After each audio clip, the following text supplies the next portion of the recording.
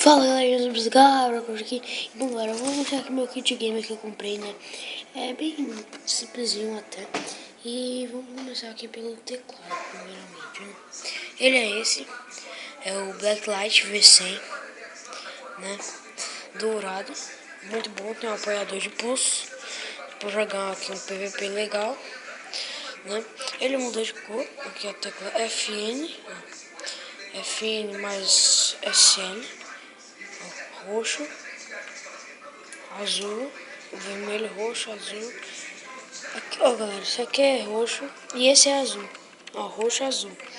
E bom, eu gosto de deixar toda vez no vermelho, que eu acho mais bonito e tal. E bom, galera, vamos pro mouse. O mouse é bem simplesinho até. Ó, não reparem aqui pro meu mousepad, porque depois eu vou comprar outro. Esse tá bem antiguinho. E aqui, né? Bem legal. Aqui tem autoclique, né? Autoclique. Esses dois aqui, ó. São os dois teclas, ó. E aqui. Muito bom. Aqui tem para controlar o DPI. Esse foca. Aqui, ó. Esse botãozinho. Não sei se dá pra ver. Calma. Ele é bem simplesinho. Comprei um dia desses. E eu vou mostrar aqui o DPI. Aqui tá minha seta. Ó, tá no máximo. Médio. Meio médio.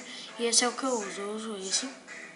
Bom, galera, talvez eu tenha alguma série aí pro canal de Unturned, um jogo que eu baixei, e pela Steam. Porque, tipo, o Minecraft eu não tenho mais, porque joga coisa no meu PC, então, né? E bom, galera, eu vou deixar aqui,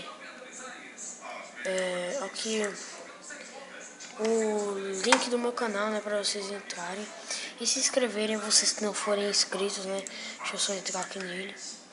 Ó, eu vou deixar esse link aqui na descrição do vídeo, no meu canal, né? Ajudem aí, né, no meu canal, só tem 18 inscritos, pouco, mas por favor, galera, e é isso, falou e tchau!